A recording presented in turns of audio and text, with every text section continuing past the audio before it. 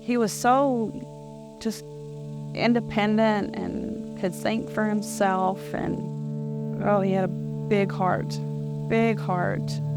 He would literally give you whatever he had would be yours, and he really loved young kids, little kids, and old people were his favorite. But he very big heart, very thoughtful, very considerate at a very young age.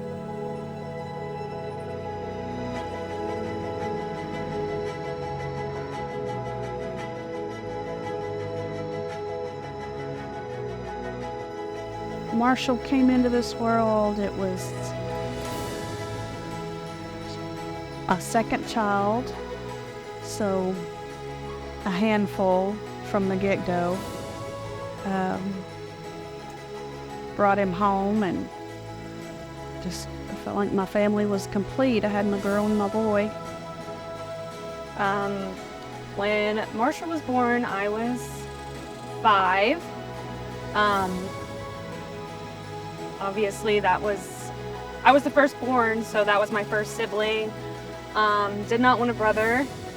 I wanted a sister. And so when I found out I was getting a brother, I was a little upset. Oh, she was mad. Rayleigh was mad when he came into this world because she wasn't the baby anymore. And she wasn't too sure about him at first. And she kind of kept her distance, and she would kind of play with him a little, but not much. And as he got older and able to sit up on his own more and start walking, she had more to do with him. But once he started talking, he never stopped talking, and it irritated Rayleigh so much. She'd say, "Mom, please, make him stop." Just basic sibling rivalry. To me at the time, because I was 5 years older, he always was like kind of weird. He loved like talking to like old people, and like when we go to my grandparents and they'd tell stories, and I'd be like, "Oh my God, this story." And then he would just be so into it, asking 100 questions. That's probably why he was so smart, because he just asked questions all the time. But as a toddler, he was a climber, would climb on anything and just into everything. He had no fear. And as he got on older, I think he was like probably around 4 or 5, he went and asked his dad for some pliers. His dad just handed them to him, and he came back and he took his training wheels off his little bike by himself, and never asked for help, and got on his bike without the training wheels and literally took off riding.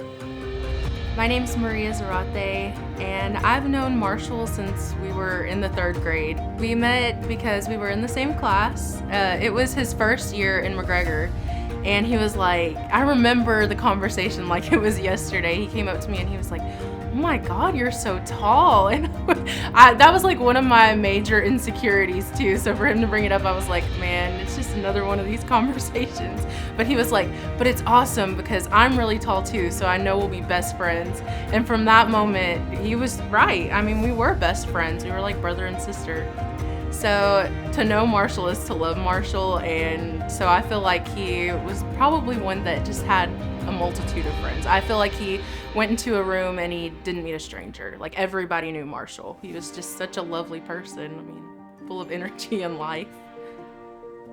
So Marshall he would be concerned with if I was sad or if he thought something was wrong.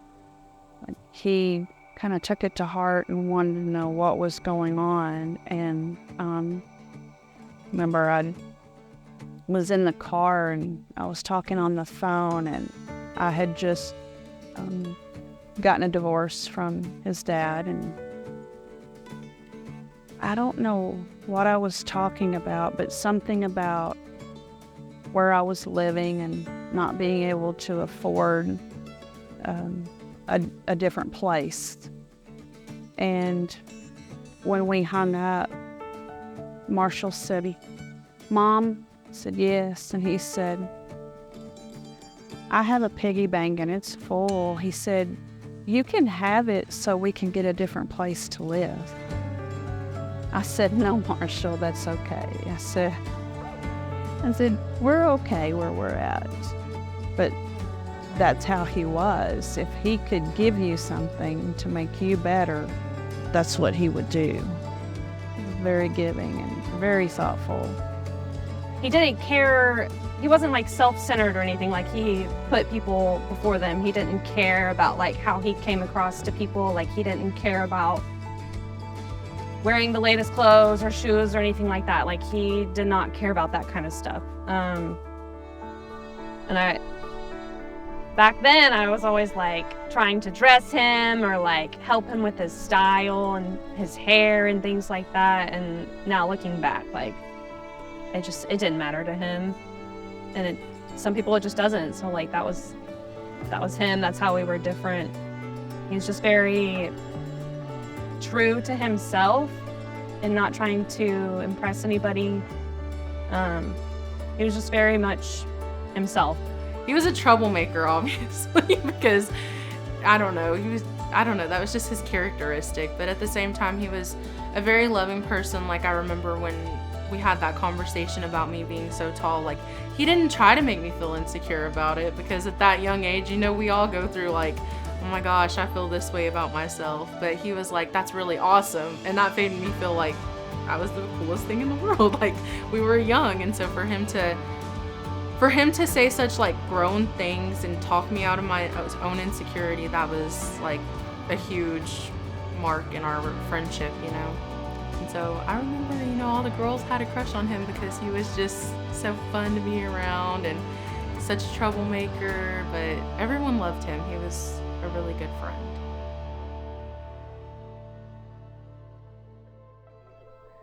Well, I feel like it describes him perfectly. Like, he's worked smarter, not harder. He was very smart. And his job was to take out the trash, and he had left the lid open the night before, and it had rained, and it filled up with water. And my mom's like, I told you to stop leaving the lid open. Like, you're gonna go push it over and dump it now. I said, Marshall, you left the lid open. I need you to somehow get all that water out. And he didn't even hesitate. He walked in the shop, got a drill, put a drill bit in it, reached down, drilled a hole in the bottom of it. He drills a hole in the bottom, the very bottom. He comes back in all like smart, and he's like, all right, it'll be empty in probably like 10 minutes. Because my mom was like, you're gonna have to tip it over because it's so heavy. No, he's just smart that way. But my name is Emily, and I've known Marshall for about 10-12 years, I think. A long time. Where did you first meet him? I first met Marshall because he lived right next door. He actually moved in, and I was walking over to a friend's house with my dog, and he stopped me and he was like, I really like your dog. And I was like, okay. And then he just kept trying to like be my friend, and like at the time I was like, I don't really want to be your friend, and he was pretty determined that he was gonna be my friend. So eventually like kind of like weaseled himself in there, I guess.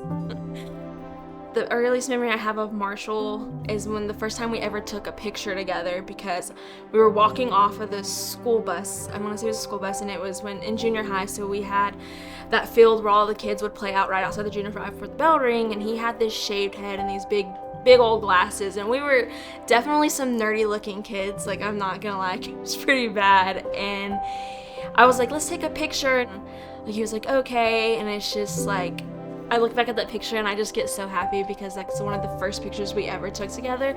And as we got older, Marshall hated it. So like anytime I posted it, like he'd punch me in the arm and be like, why would you do that? Or he'd be like, I hope you know I hate you. And I'd be like, no, you don't. Like, it's those things. So I think that's like my very first memory with him, is just kind of surrounded that picture.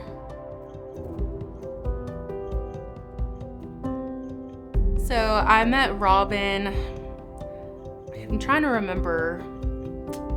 It was kind of later in our friendship. I want to say when we got into like junior high, and I remember one day she came over to the house looking for Marshall, and she was like, he wanted me to drop this off, but he's not with me, and it was a birthday present for me. It was a black bracelet that had a cross on it, and she was like, he gave it to me, and he was like, Mom, you have to take it to Maria because I will lose it. And so she literally brought it over to my house just to drop it off.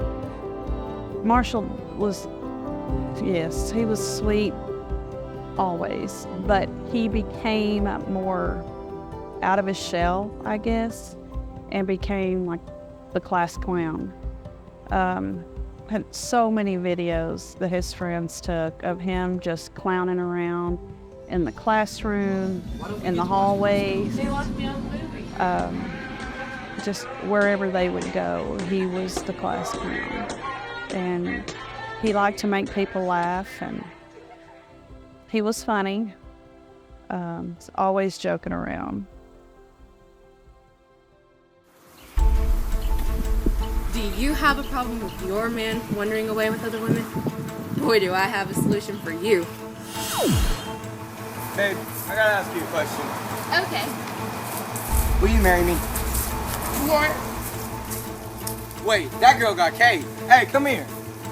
Will you marry me? Then in high school, we had a lot of like theatrical projects because we were in like a drama class or something with Miss Parker, and I have a video of us, like it was a satire kind of funny thing that we had to do, and so he was like, Maria, hit me with a frying pan, and I was like, are you sure about that? And we were standing here, and he was like, yeah, just whack me. And so I whacked him, and I have the video of him like falling over.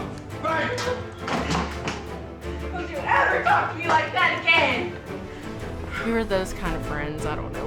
We were weird.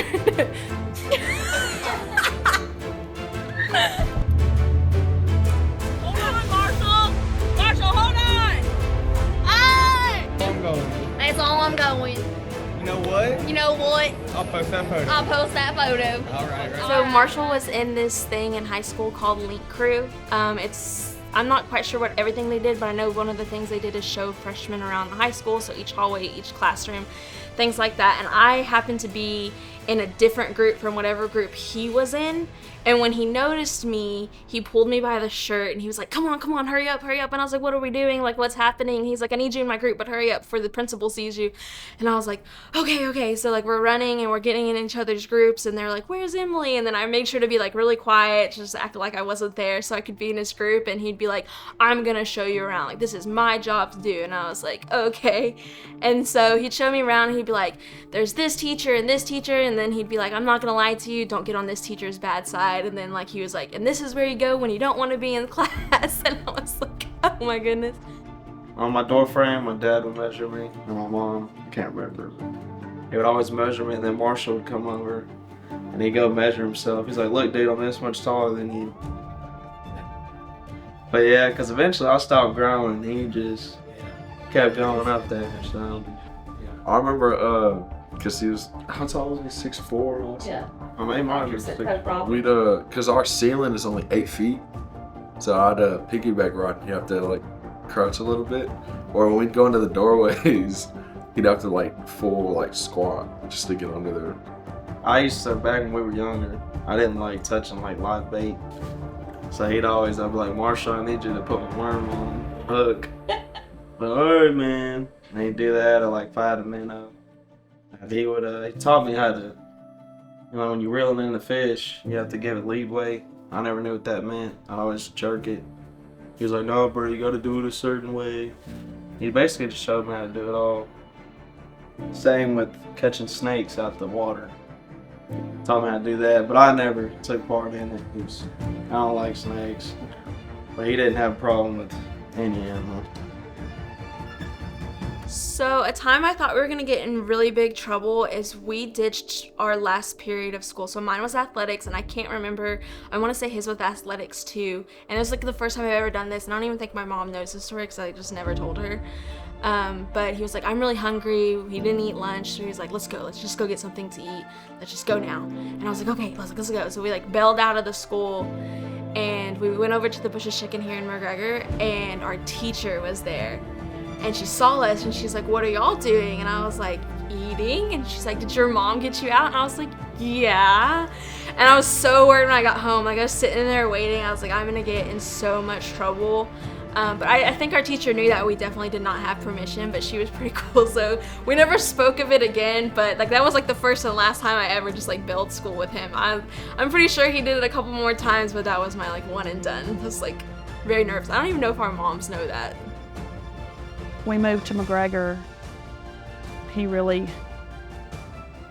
looked up to Mike and liked to do things with Mike. And Mike would take him in the Jeep back road and taught him how to drive.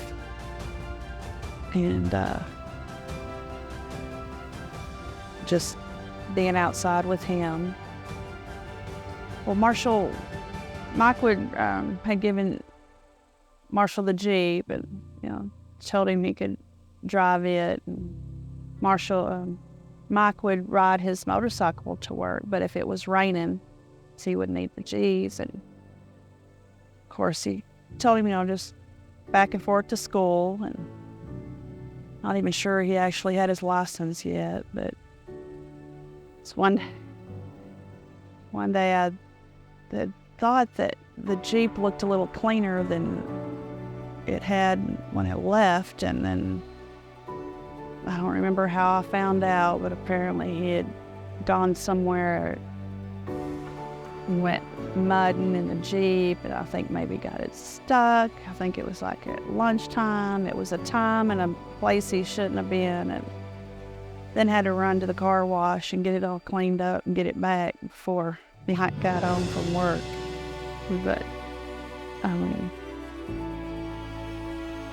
I don't know if he did, but Mike was the type where as he did found out, he probably would not have even told me. I found out later there was a lot of that I didn't know about. So I moved out. I moved away to Huntsville because I was going to school at Sam Houston. And that's when me and Marshall got closer because I wasn't at home. He was a teenager. My mom was getting on his nerves. I've been there. So like, we talked a lot all the time. And like, that's whenever we first started getting actually close. I would call him with my problems and dump them on him because he was very smart and like rational. He was the rational one. I was not. And like, I remember one time, this is whenever I moved back to Waco, I had ran out of gas on the side of the road. It was like 7 a.m. I was trying to go to work. I called my mom. She didn't answer. Everybody I tried to call didn't answer. Called Marshall. He's like, I don't know what to do. I'm going to be late for work. I'm on the side of the road. And he was like, just calm down. Calm down. He's like, there's a number on the back of your license that you can call and they'll send help for you. And I was like, how do you know that? Marshall did things that you usually don't do. One time he did have to go to the restroom and he didn't care, so he grabbed a little Debbie box and did what he had to do. And I mean, that's just things like that he's got his own personality. He's going to do what he does and he don't care what anybody thinks. I mean, and he smiles every time you see him. He brought so much joy to our family. Every time that we could beg Robin to let us have him, then we got him, yes. And then I remember Robin even saying, it's been a month, almost summer's over, are you coming home? Well, no, Mom, I gotta do this. Bless her heart, she was so amazing. She just would continue letting us have him. But Robin, I think there was a couple summers where we pretty much had him almost all summer. But Robin would always come and like bring him clothes and like she would buy him new things and bring it to him, and she'd pick up his old stuff and take it home. It was just the best time that we always had. But Robin, Marshall, he brought so much joy and laughter to our family. And we were always together, the family. So we'd always either be over at my brother and Aunt Dez's, my sister-in-law's house, or we'd be at my parents' house. He always was there, I feel like, wanting to help and do something, yard work, housework, anything. And he always was just like kind of like the life of the party. He was just like to me, like if you describe him, I think. But one thing that Robin would say, remember, she would say, "How do y'all get him to work? I can't get him to do that." His junior and senior year, he signed up for Guama for welding, and he absolutely loved it. He said that he'd wanted to be a game warden for as long as I could remember. He was 5, 6 years old when he started talking about being a game warden. And it wasn't until his junior year he decided he wanted to be a fireman, and he wanted to weld on the side, which he wasn't even aware of the fact, really, that my dad, his granddad, was a welder, and his great-granddad, that neither him or I knew, was the fire chief in my hometown. So it was kind of like in his blood, but he decided that's what he wanted to do. And he would get bused to the Guama in Waco in the mornings, and then he'd come back for lunch and finish out the day in McGregor. And he made a lot of friends from other schools there, and he absolutely loved it. And his name's Marshall Weldon Shoesmith, and they said he used to go around joking that his name was Weldon. He was made for this. My first time meeting Marshall, actually, and he apparently knew who I was before I ever even knew who he was. We both attended the Waco, he attended the welding school, and I attended the Certified Nurses Aid program up in Waco. And I guess he would see me getting off the bus every day, and every once in a while I'd hear somebody holler my name, and I'd be like, "Who is that? I don't know anybody from McGregor. I've never been to McGregor."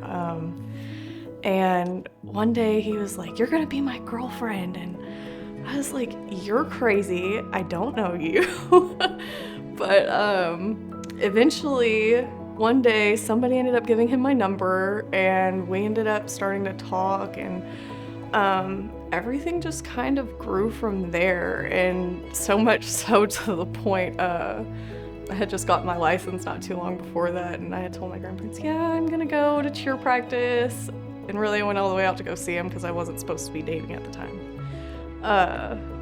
But I went and saw him instead, and we really hit it off. And I just thought my grandparents would love him. So I ended up bringing him home to meet them, and we never left each other's sides. I mean, other than to go to school. Once we got out of school, either he was at my house or I was at his house. It was just kind of like an inseparable bond from the beginning.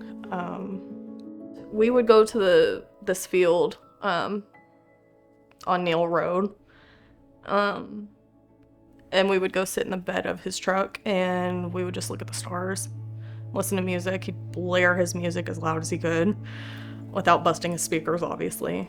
And we'd just sit there and talk, whether it was about school, about what happened that day, about how he was feeling, about how I was feeling, about our future plans, about everything. I mean,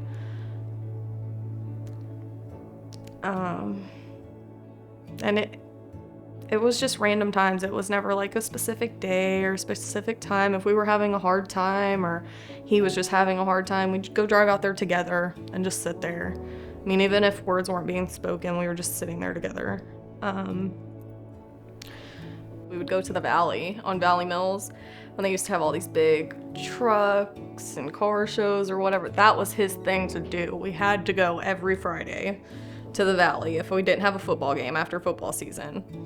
And he had to show off his truck and rev it all up and down. And he loved his truck. He loved being around all of his friends with their trucks, and sometimes they would hook up hammocks on like their tailgates or something, and he would sit there and swing in this hammock. And I remember a couple times he swung himself so hard that he fell flat on his face, and he'd sit up and just laugh. And I'm like, that had to hurt. I don't know how you're getting up laughing it off or whatever, but go ahead, I guess, you know, be your goofy self. He was just so hilarious, just attentive to detail, super attentive to me. I mean, nobody had ever been so sweet to me before, and I mean, I just was in awe of him.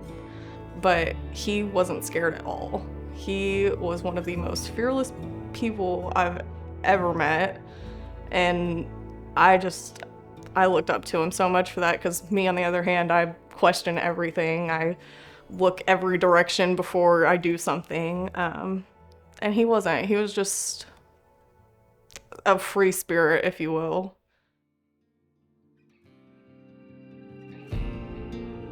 First time I remember meeting Mike, I was out with a friend, and a mutual friend said, "Hey Robin, my friend wants to dance with you." And I said, "Well, I don't want to dance with him," and kept right on walking. And months later, 4th of July, a friend and I went out and to a local place, and he was there and came up and talked to me and asked me for my number, and actually asked for me to take his number, and I said no. So he asked me for mine, and I gave it to him, and we started talking then and never stopped. I grew up around him. He was always kind of my dad's little sidekick. They were always together. It was always a fun time when I knew he was involved in whatever was going on. So my husband started working with him in like 2005, and then we all started hanging around together all the time, more so than when I was growing up. So then we all just became really good friends. We always hung out together. We had weekly events that we always went to, and we just had a lot of fun. Yeah, he would always cook. He liked to cook and grill at his house, and we'd go over there and we'd drink a few beers and cook. He'd always try this, try that, try this. He's always trying something new, and he was a good cook. He enjoyed doing it. I think he'd always had that get together. Of course, they'd done it in Crawford for a while at Randy's house, and I'd go over there with him, and then he started having it at his house, and lots of people showed up. He knew how to entertain and have a good time. When did y'all start hanging out over here at the shop? As soon as they got it built, and before they got it built, we used to hang out in that little place right in there. Brandiger's Bar, or I forget what's written above it up there. But no, we hung out at my house at Doc, in there, in here. I mean, he'd call me every day between 3 and 3:30, or between 3:30 and 4. He'd be heading home from, he was working down south. And he'd get hours overtime in the morning and hours overtime in the evening, driving from where he worked down south to where he could punch out, And he'd call me every day, "Well, man, what we gonna do today?" I said, "I don't know, I ain't got nothing planned. Come over to my house, we'll shoot pool, drink beer." All right. But he'd call every day. I still miss him. We would have gatherings that Mike called the Tuesday night get right. Every Tuesday night we would cook something and put something on the grill, and people just knew that we'd be out here cooking, talking, and they would stop by and might have 2 people, 10 people, 20.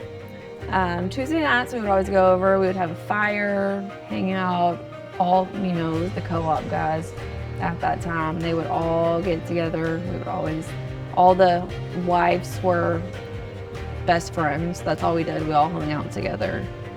So we would cook chicken wings, we would make chili, we would have fish fries, we would, everything. I'd pull up in my truck and he'd say, Marshall, go get the old man's beer. And Marshall would go out there and get my cooler out and call Marshall a nice kid, well-mannered. So Marshall would go out and do that, and then he'd say, oh, we'll pick you out a chair, and I'd sit down, Marshall would put the beer next to the chair. And then eventually we'd get up and we'd mess with the cats, and that was his big deal. I mean, God almighty. No, he loved them cats. I mean, he loved the cat. Everybody else could go where, but them cats, they better be fed. He even had this place fixed where them cats could come inside and sleep inside, because it was cooler during the day and it was warmer at nighttime. I mean, yeah, this place was adapted to the cats. Mike had wanted to build a shop for years, and he had started it once before I came along and just never did get it off the ground. But he finally decided that this is what he wanted and got out here and he built it himself. Actually, I did help build a little bit of it, did a little welding on it and helped him a lot. It turned out pretty nice. He done a good job. He's one of those guys that you could show him one time and he never forgot it. It sunk in. He was pretty intelligent. And he would get all his motorcycle people together from VFW, and they'd come out here and see, I was cooking barbecue, and he ended up buying my son's pit and redoing it. And then I had to teach him how to cook barbecue. But that's all it was he'd cook barbecue and have beer. He'd furnish it for everybody. Yeah. How long would y'all stay over here of an evening? It's too late. Yeah, too late, I guarantee. No, it'd be 12:30. And he had to get up early in the morning. I didn't, I was retired. There was one night, I have a picture of it, he sat in his recliner with his cat in his lap, and I sat next to him, and we filled up the trash can with Keystone Light cans, and we fixed the entire world's problems that night. But he was always there. If anybody needed to talk to him, if I needed anything, if I needed help with anything, or just somebody to talk to vent my problems, he was always there. Michael Berry lived around the corner from me growing up, so we've been friends since we were riding bicycles. So we got into a lot of stuff. Other than that, man, we got anything and everything. Bicycles. We had a old abandoned house beside his grandma's house, and we used to build ramps up the back roof of this thing and ride bicycles and jump off of it. And one time he talked me into trying to jump a dirt bike up there. I didn't make it. But he's one of the kind of people that he'd want to, I do it, you do it. And we're always going back and forth on it, Yeah, we've done a lot of stuff. I never liked riding motorcycles, and somehow I was convinced to ride from one place to another in Waco down the interstate on his motorcycle with him. So that was a great memory. I look back now and I'm like, I would never do that again.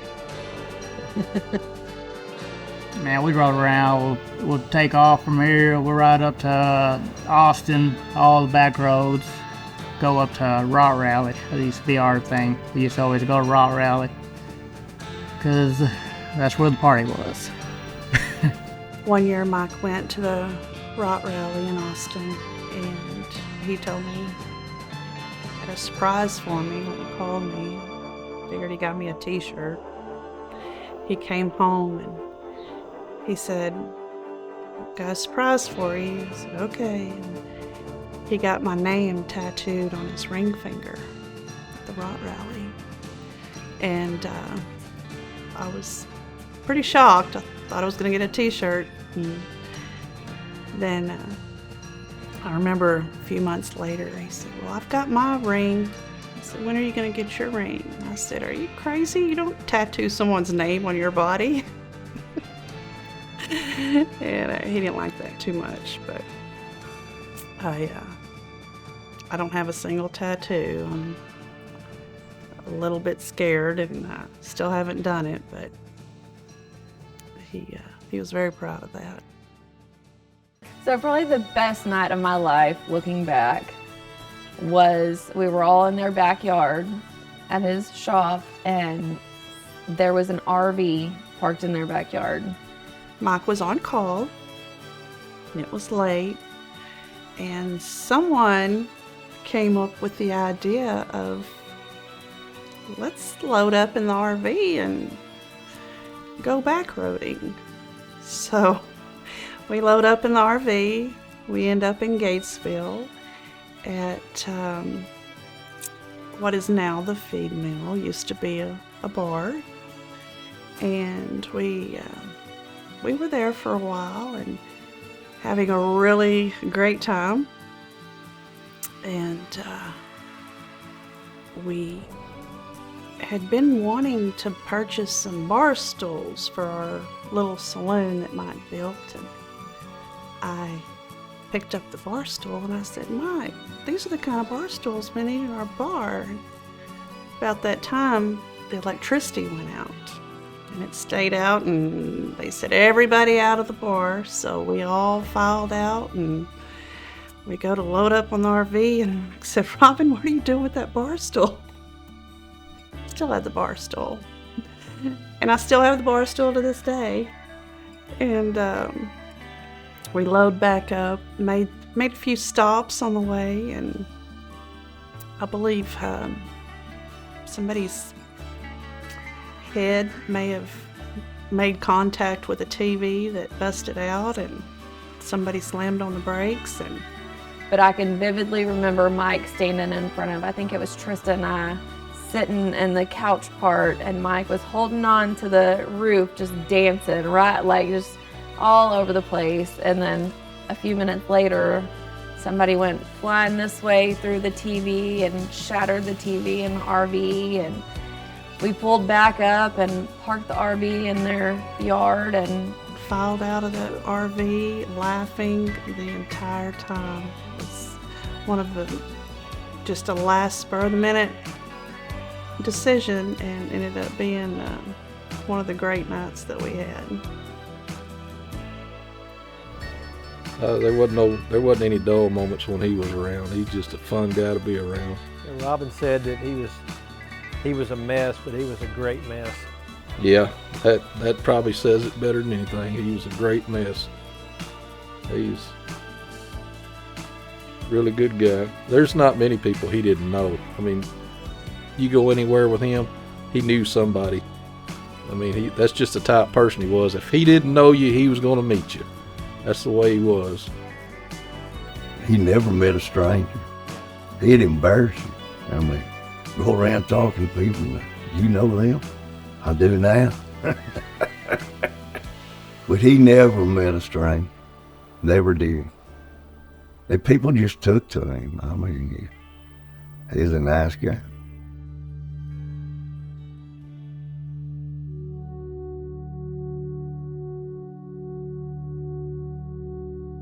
It was Friday. He was excited because it was the weekend and he was off call. He'd been working at the Rosebud Lot co-op and commuting back and forth to the McGregor office. And so Friday morning, I remember I was in the shower and he was already ahead of me getting dressed and about ready to leave when I got out of the shower, and he gave me a kiss, said, "I love you," and said, "I love you too," and he walked out the door. I went to work, got off work, and I was in the kitchen. I was unloading the dishwasher, putting the dishes up, and waiting on Mike to get home to see what we would be doing. We were going to go somewhere or stay in the shop. And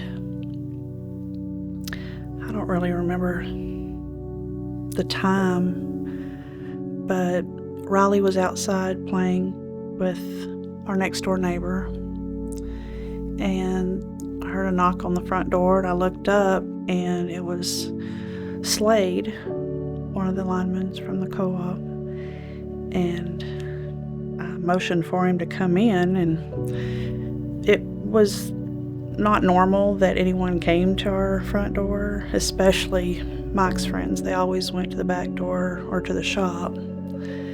And he walked in and he said, "Hey," and I was like, "Hey." I still didn't really think anything at the moment. And he said, "Have you heard from Mike?" And I said, "No, not yet." And my phone was laying on the countertop.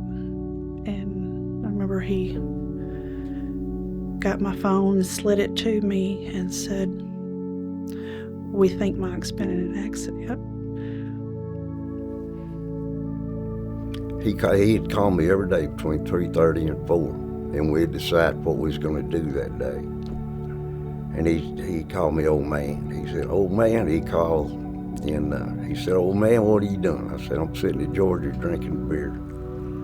He said, "Well, you get your butt to my garage," you know. And so I said, "All right, let me finish this beer and we'll do it." We were walking out to the car, and a girl that worked with my wife, her husband worked for the co-op that Mike, you know. And so Randy called her and said, "Man, Brendiger had a wreck," and said it is bad. Marshall was walking home from school that day, so I called Marshall, and he said he was on his way home. I told him that they think Mike had been in an accident, and we were going to go to the hospital, and I would call him as soon as I found anything out. Slade said he would drive me to Scott and White and Temple, and when we got there, I went in and asked for Mike Brendiger.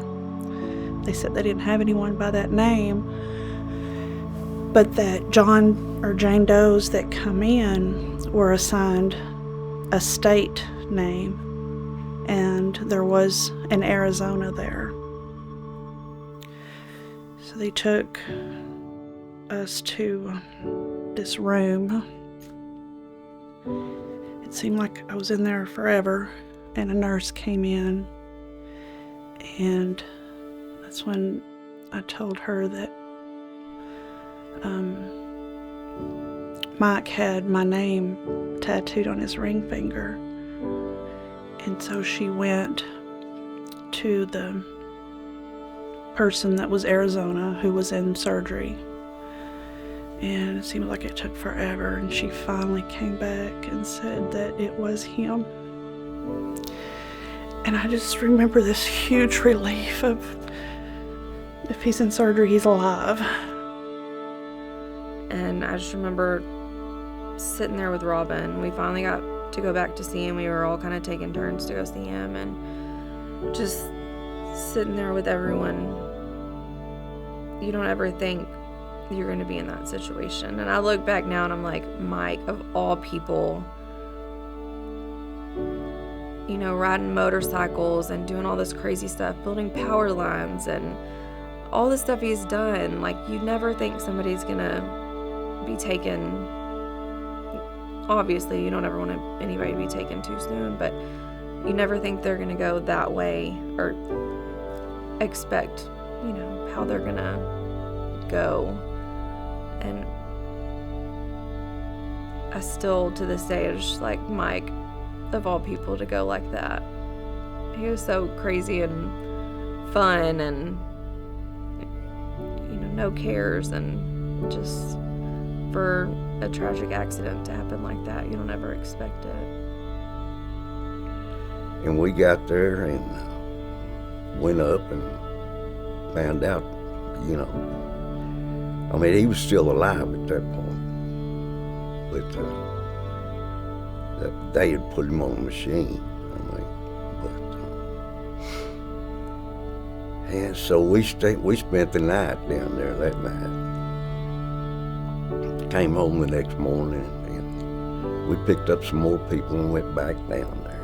And I mean, we stayed for 3 or 4 days down there. On Saturday, lots of people there, so many people there. And after his surgery, there was probably 20 of us that went into his room, and the doctor explained everything that they had done. I can't remember anything the doctor said except for when he said, "Mike is brain dead."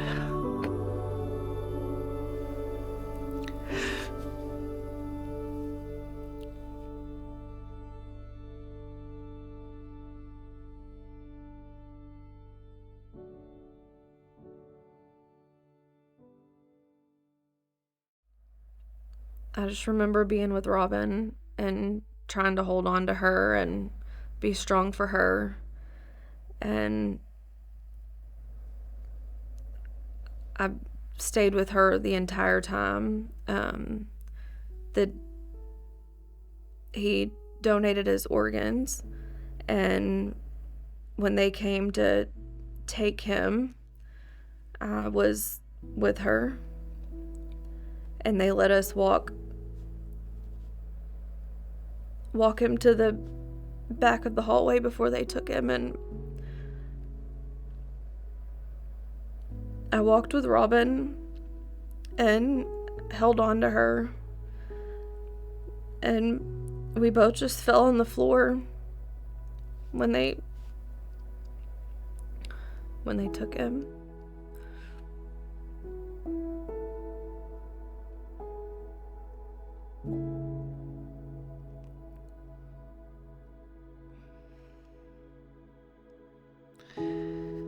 They let me,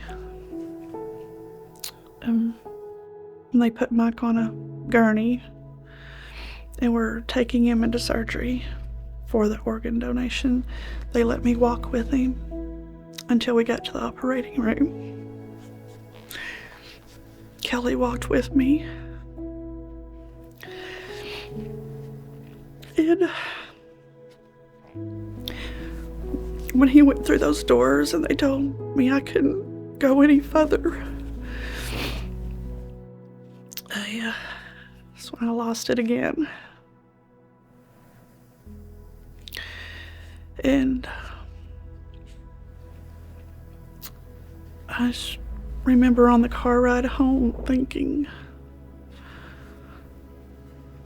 what am I gonna do? And what am I gonna tell Riley?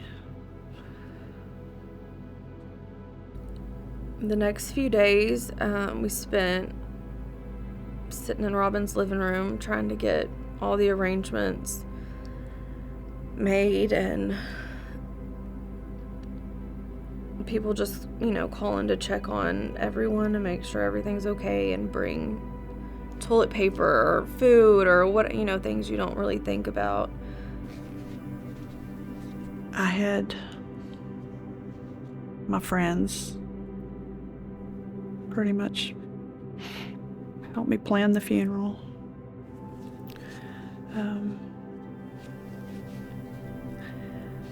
Mike was not a normal guy, and I knew it wasn't going to be a typical funeral.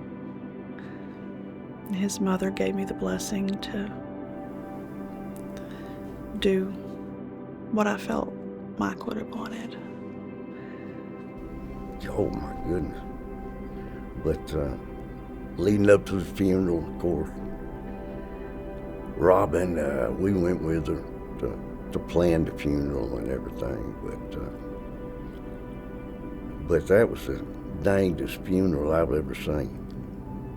I mean, it was a good funeral. I mean, the church was full. There was people standing outside, and but they put him. There must have been a mile of motorcycle. I mean, every friend he had. But they put him in that coach, this glass coach, and they hooked it to a 3-wheel motorcycle, and that's what they pulled him with.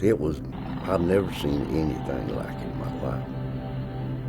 I mean, I hate to call it great, but it was great, you know. But walked by the casket and got to see him for the last time. The funeral itself was, he wouldn't have wanted it any other way, I don't think. I mean, he went in a motorcycle, his last ride. It was amazing. I've never seen that before. At the funeral, not everybody was able to fit inside, so there were so many people outside, and at the end of the service, the group from the VFW came in, all wearing their shirts, and all had a keystone, and stood in front of Mike's casket and gave him one last toast. Somebody said, let's drink a Keystone for Mike, you know, because that's me and him both, we drank Keystone. And so we pulled out a beer and drank a beer. We asked the people down there if it's okay to drink the graveyard, you know. But, yeah, we drank a beer.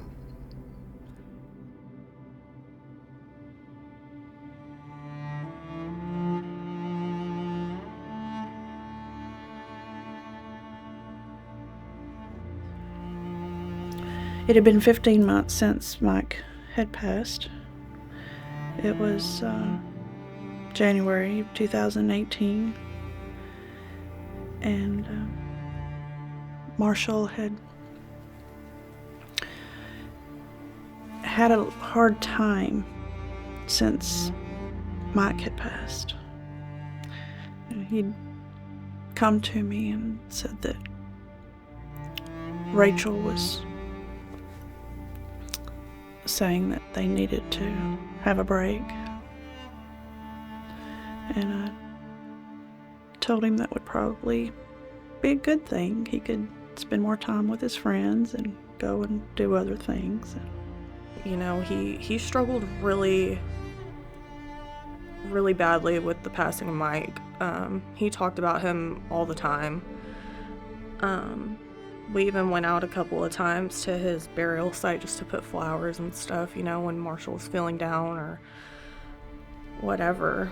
If he just needed to talk to him or whatever. I tried to help as much as I could with, you know, his grieving process the best way that I could, because I'd never grieved anybody. But I was at school when I had sent him a message about us like no longer being together, or I didn't think that we needed to be together.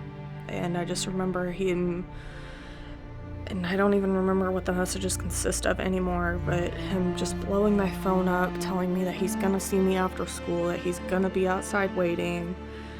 And I get out of school, I go to my car, and he wasn't there waiting. Instead, he left me a note, a yellow Red Bull, and a can of barbecue Pringles, because it was like my top tier snack at that point in time. And the note just said, "I'll always love you. I need you to talk to me." And so I called him because I had no idea where he was. And usually when he says he's gonna, be somewhere, he's gonna be there. And so when he wasn't there, it was concerning. I tried getting a hold of him. He wasn't answering the phone. He had, at some point, hours past, sent me a message when I was home saying that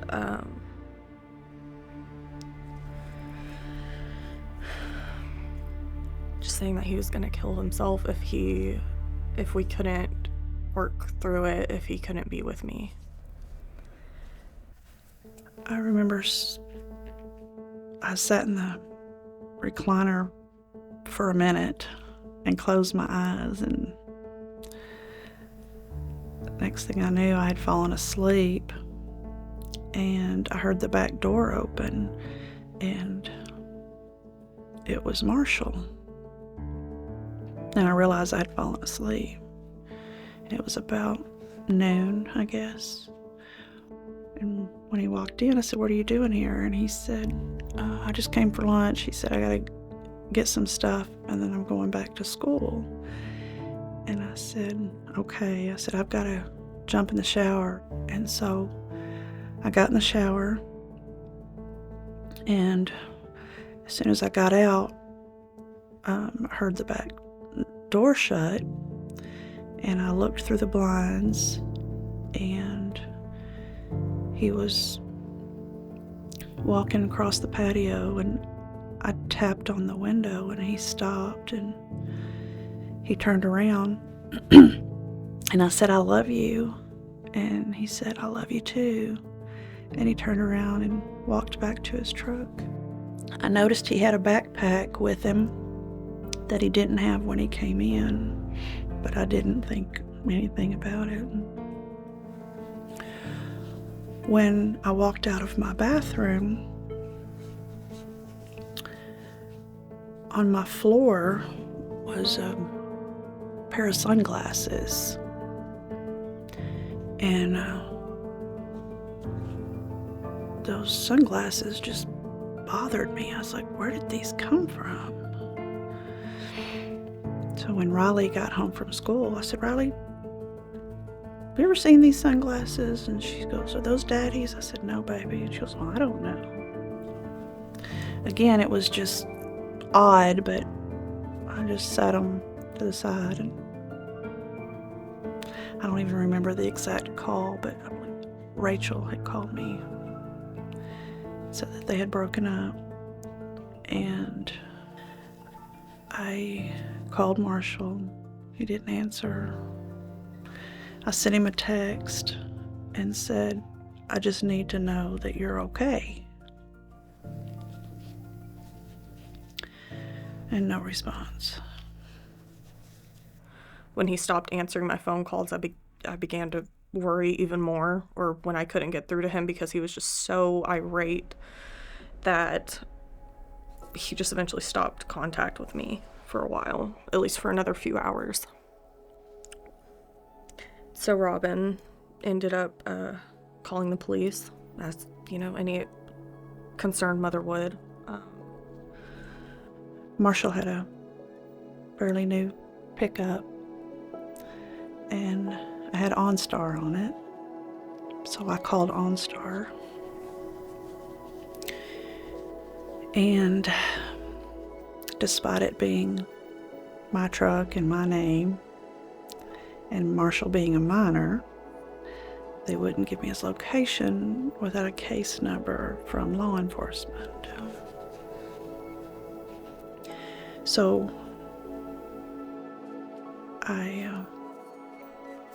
called McGregor PD first, and they told me I have to call the sheriff's department. So then I called McLennan County Sheriff's Department. That's when I got a hold of, I believe he was the corporal. It was very helpful, and I found the VIN number for Marshall's truck and gave it to him, and I got a case number, and so I was on the phone with OnStar, I was on the phone with the sheriff's department, when I was talking to the corporal, he wanted to know, did Marshall have access to a gun? At that point, I've always owned guns, and I have a pistol that I kept underneath my bed. And I said, well, I do have a gun. He said, well, is it there? And I said, well, let me go check. And I remember I put my phone down because I don't get good cell service in my bedroom.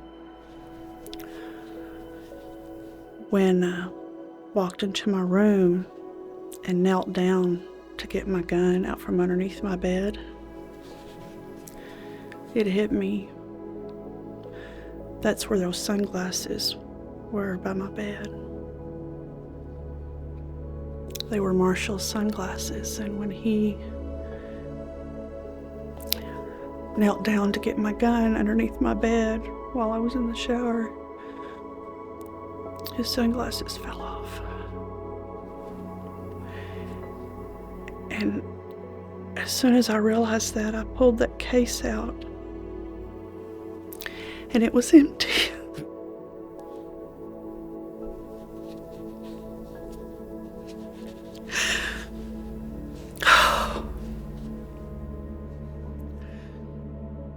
I was so confused, just trying to figure out any place that he could possibly be.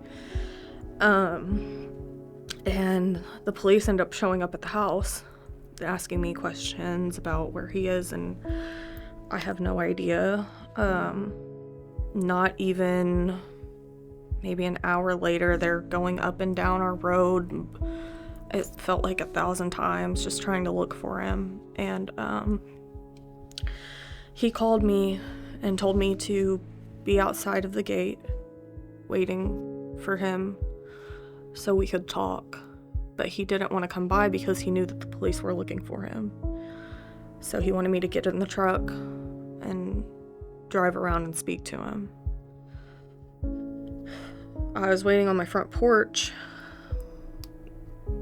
waiting for him, or to at least hear his loud truck coming down the road. And as soon as he's halfway down my road, I hear the police sirens. And it sounds like he's taking off even faster. I didn't have shoes on, and they have this long, like, rocky gravel driveway at my grandparents' house.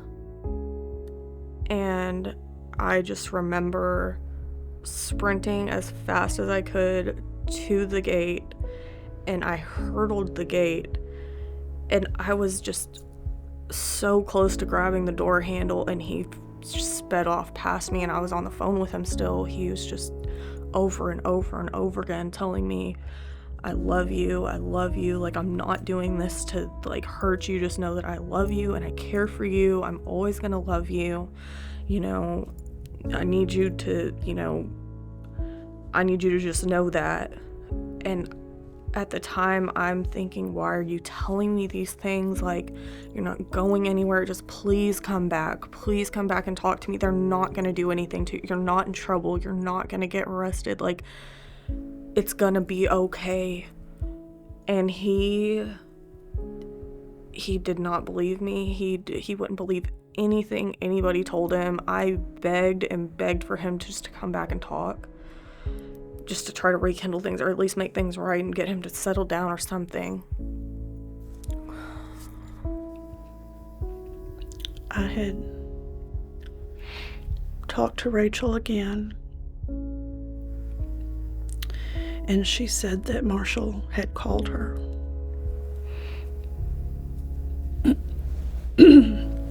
I believe she was standing by the road and he had driven by. And she said she could see the gun through the window. And I'm not sure how our conversation ended, but then when we got back to the house, from trying to find Marshall, my sister had decided she was going to go back and try to look.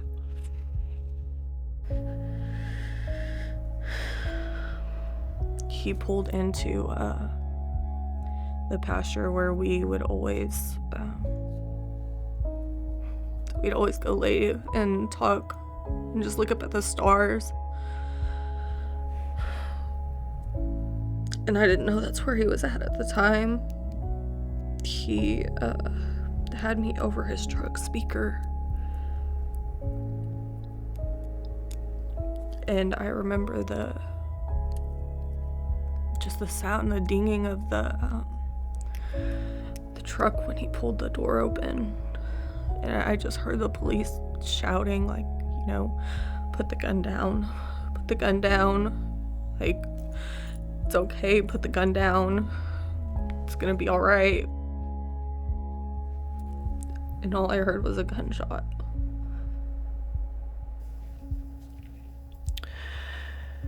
I had turned the TV on, and the news came on, and I saw my sister standing talking to one of the deputy sheriffs. And not long after that, just a couple of minutes, she called, and that's when she told me that they wouldn't let her any further down the road. And she said, "I'm coming back to the house." I said, "Okay." Meanwhile, I'm still calling sheriff's office. I'm calling McGregor PD. I'm just trying to get somebody to give me some information. My sister got back to my house. It was me and my sister and Matt, Marshall's dad. And they were in the living room, and I was in the kitchen. And I started screaming or crying.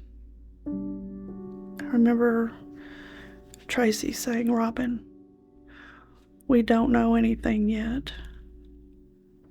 And I pointed to the door, and I said, "They're here." There were 2 deputy sheriffs at my door walking up to the porch. And I just knew.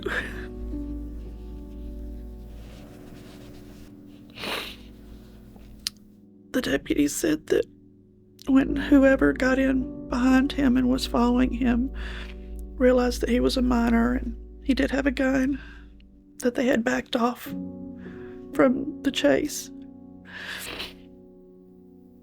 And apparently that's when Marshall pulled to the side of the road.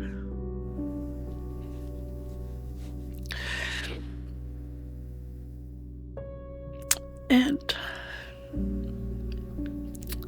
he shot himself in the head.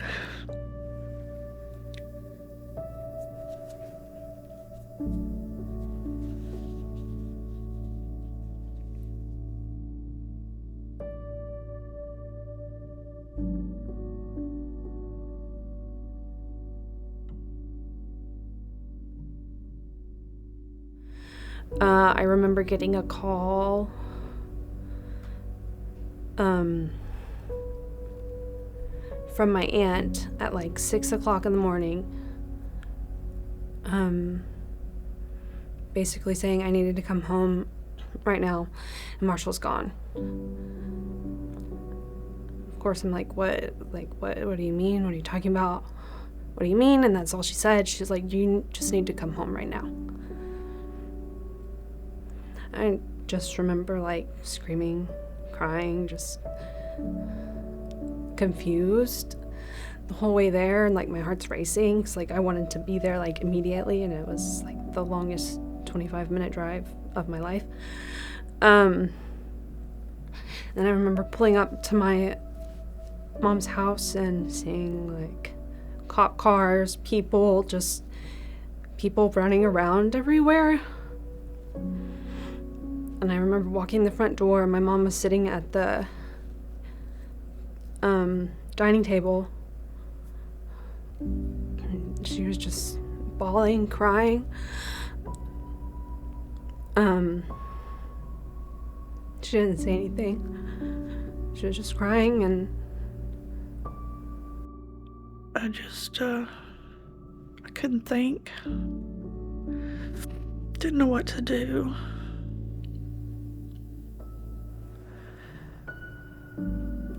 When those deputies told me that he was gone, I think the only thing that I said to them was, I just lost Mike. Now you're telling me I've lost my son? Like, I just couldn't wrap my head around it.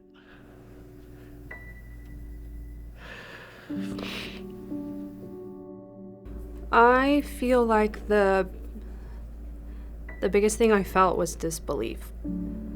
Like, I just kept like waking up and being like, oh, that was a terrible dream. And then it's like every day, every time I wake up, like, you relive it, like, oh, like, that was a dream, right? And then there would be like a solid like 5-10 minutes where I was trying to figure out. And that's why I stayed at my mom's house, like, because I was waking up at my mom's house, and I was like, is this real? And then that's why I ended up getting his initials tattooed on me literally a few days after he died. And then I would just wake up and like look at my wrist and be like, yeah, it's real. And I feel like I still sometimes I'll randomly wake up and like in the morning and I'll think about my brother, and then I'm like, oh yeah, he's not here anymore. Riley had gone with someone to Rachel's house to get the things that Marshall had over there. And when she came back, she said, Mom, I feel so sorry for Rachel.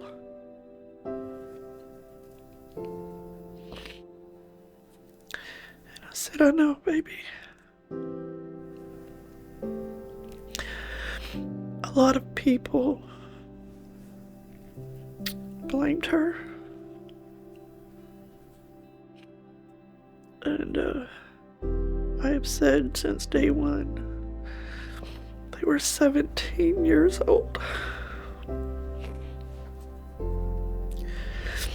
I know they're young adults, but they're babies. It was not her fault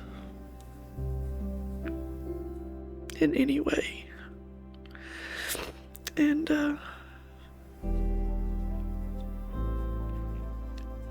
never blamed her, never been mad at her. We're still close today. Someone said, how can you even be around her?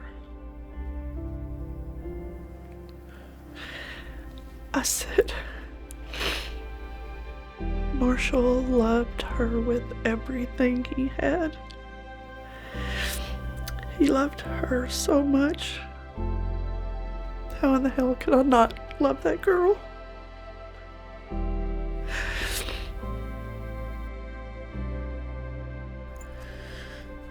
A private investigator showed up at my door and told me that Marshall had passed away. And that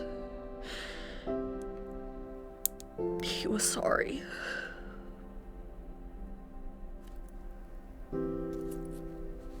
I just remember feeling like my whole world was falling apart. I didn't feel like it was real because how could he be gone if he was just here? I was just on the phone with him.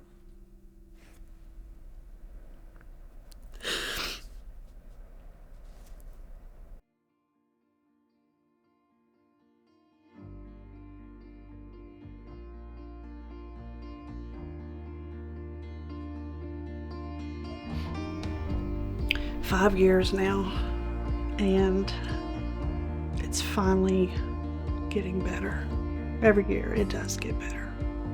Every day is an improvement. Definitely setbacks, but still gradually moving forward, and I do see hope, and I know that there is hope. I've come this far, and that saying, so far you've survived 100% of your bad days. It's so cliche, but it is so true. I've gotten this far. I feel like it's just, I don't want to say it can't get any worse, because I know it can, but definitely hope, and being able to see joy in my kids' lives again, and that in turn brings joy in my life, and just a whole new perspective in life. Mike always said, just live life and be happy, don't worry. I worried about the wrong things, and now I don't hardly worry about anything. I just get up and ready to face the day head on, because I know that whatever is gonna happen, I'm gonna survive it. For me, I found that not staying home and like getting out more was helpful, and being around people was helpful, which in the beginning, like, I didn't do it all, and I feel like that was not the right move for me. Just surrounding myself with people, getting out there, doing hobbies that I enjoy doing. I would say there was never a specific turn of events, but I definitely have significantly more good days than I do bad days now. And it wasn't always like that. It was the opposite.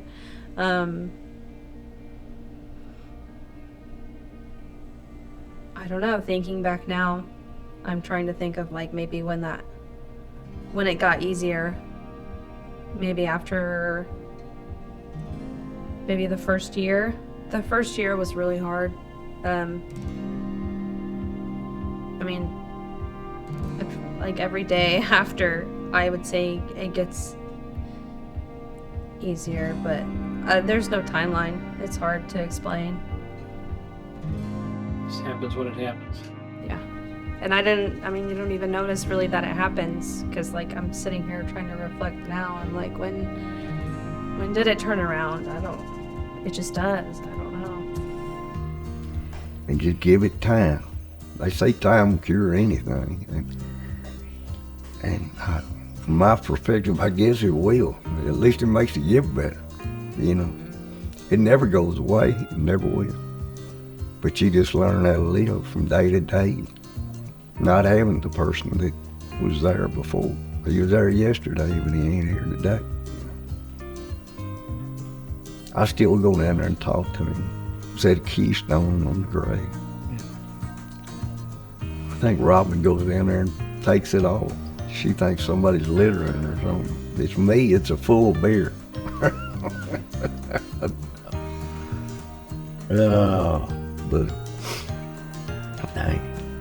But yeah, it's gotten easier. A lot of the time when I do get kind of down about the situation, I'll drive out to his grave. We actually decorated it a couple of times with like lights and stuff, and I'll just kind of sit there and have a conversation with him, just as if he were next to me, honestly. And I'll just talk about things that are going through my brain, or things that are going on in my life, and then I'll just leave like feeling more uplifted, like as if he were there talking back to me. The way that I feel like your feelings for are temporary. Like there's a more long-term outcome in life. So every day is a new day to start fresh, brush everything off, brush off the sorrows. I know it, as difficult as it sounds, life does go on, it does continue. There's more beautiful and hopeful things to look forward to. And I think about it all the time. I'm like, man, this is just now. This is my situation now. But tomorrow's a new day, it starts fresh, and there's the hope of heaven, honestly. Like, I always think about that all the time. I'm just like, the pain that I'm going through right now is only temporary. So I just have to keep on trucking. You know, it's bad, but it's part of life, you know.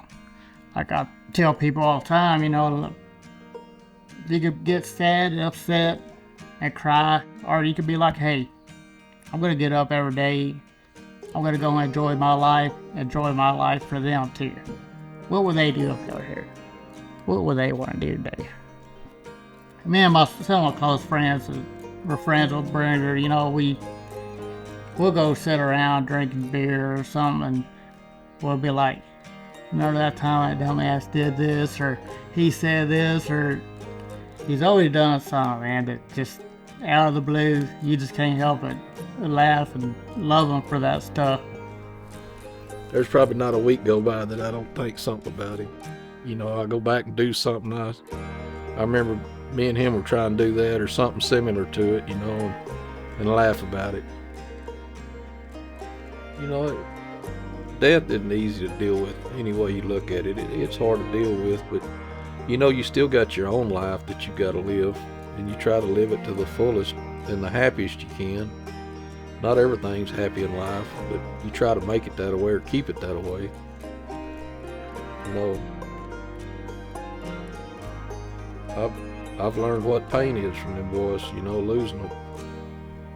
I lost my mom and dad, you know, that, you know, as people get older, that's to be expected, but not when you lose somebody young as these guys were. I guess one of these days I'll understand, but still, yeah. You gotta get back up. I mean, you have to get back up. Life is worth living. I mean, it's a beautiful, I mean, life is a beautiful thing, and it passes so fast. And just don't worry. Don't worry about what's going on over there. Focus on the positive and everything else, and try to bring that energy back in. There's hope and there's light, you know, and live in honor of them every day. Every day, that's what we do. Every day. What's helped me and what I would tell to other people going through this is lean on your friends. Use your friends. If you need them, tell them what you need. If you don't want anyone around you, tell them. So that's what I would say to somebody that's grieving. Like, allow yourself to be angry because you're entitled to it and it's okay, and feel what you feel, but then also give you time to like sit back and reflect on why you loved them and how they lived versus how they died. I think that's like a huge point in healing, is focusing on how they lived. I think I was kind of numb to the situation. Hopefully, looking back, I hope Robin knows and feels that I was there for her. And I feel like I just wanted to take care of her. I wanted to be there for her. And I don't think I really even processed it at the time because I just wanted to be there for her and Riley. I painted her toenails while she was grieving. I washed her hair. You have to be there for them. You're gonna see your friend in different ways that you ever would have wished to see them. Don't ever give up. Be strong. Time's gonna go on. Your heart's always gonna be broken, but you can still live a life after. There's still hope. Just gotta keep going. I guess just try to not forget it, but, you know, try to think of it as something, I guess, greater. You know, don't think of it as a sad thing. You know, try to think of it as a motivational thing to keep you going. Recently, I started hunting. Like I say, Marshall always did. So I kind of, because I've never enjoyed that. Basically, like, at the sight of blood, I would faint. Yeah. Like, I'm not a blood person, whatever you want to say. But started dove hunting, and you know, there's a lot of stuff going on there. But after that, I was able to handle it because, you know, that's what he did. And like I said, I never enjoyed it, but once I got out there and did it, it's like another passion for me now. So I'd say that's one thing I got from him. Try to enjoy doing. So it's one thing I feel when I do that. He's with me, so that's why I do it. Robin had said, you know, you have to move. You have to keep going forward. And she told me, especially now that you have children, you have to move on and carry yourself for your kids. And she said that doesn't mean that you have to forget about him. You just gotta remember the good times. I mean, you can't bother yourself with the past or what could have been. You know, at one point in time, you know, when they were here, they loved you and you loved them. And that's really what I try to keep in my head and in my heart. That, you know, I know he loved me. I know that I loved him. And as time goes on, things will get easier. Maybe not right away. It may take a month, it may take a year, it may take a few. But you're gonna get through it. You know, one day at a time. Absolutely one day at a time. I mean, that's how I take it. My friends had campers and I decided I wanted a camper and never owned one before, but I knew I could do it and went and bought one. And my friends taught me, still teach me everything I need to know, and we hook up to it and go. And we love going camping, being with our friends, the lake, the river, just getting together with friends and letting all the kids play. All our kids are friends too. And that's what we do. And I think that's what brings us the most joy, is being with our friends and making memories. Really beyond that, I'm not sure, but I do know that whatever life brings me, that I'm gonna make it. We're all gonna make it.